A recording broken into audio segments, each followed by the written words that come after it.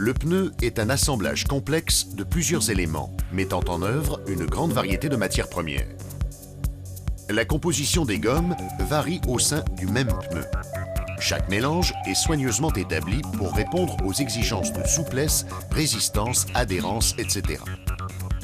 De grandes longueurs de câbles métalliques et synthétiques sont également mises en œuvre. La fabrication s'effectue sur le tambour, un cylindre rotatif dont la partie centrale souple peut être gonflée. Nous verrons tout à l'heure pourquoi. Le premier élément appliqué sur le tambour est une feuille de caoutchouc synthétique étanche à l'air. Cette couche remplace la chambre à air dans les pneus actuels. Dans un deuxième temps, une nappe de câbles textiles enrobés de caoutchouc est ajoutée. Ce réseau de câbles formera une armature rayonnante autour du pneu. C'est la carcasse radiale. Calés contre des bandes de gomme profilées, deux cerceaux de câbles métalliques à haute résistance sont mis en place.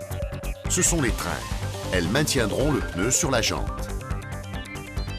La nappe carcasse est rabattue sur les tringles pour assurer son ancrage. D'autres éléments sont ajoutés.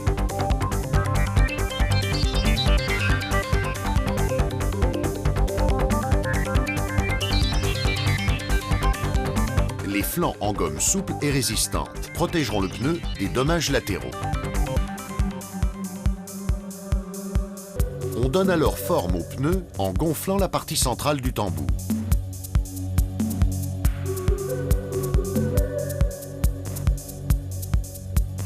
Deux nappes sont appliquées au sommet du pneu.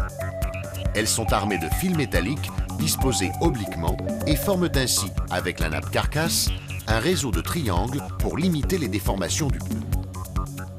Enfin, c'est la pose de la bande de roulement, la partie du pneu en contact avec le sol.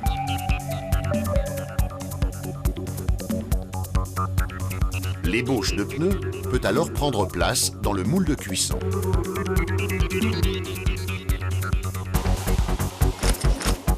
Au centre, une membrane remplie d'eau chaude sous pression repousse la matière encore malléable au fond des empreintes gravées dans le moule. Grâce à la chaleur de l'eau et de la vapeur qui entoure le moule, la cuisson commence. L'élévation de température entraîne la vulcanisation du caoutchouc.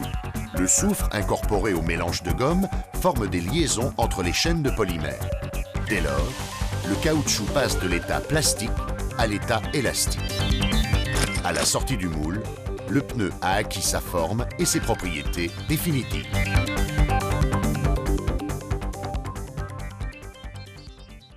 Michelin, une meilleure façon d'avancer.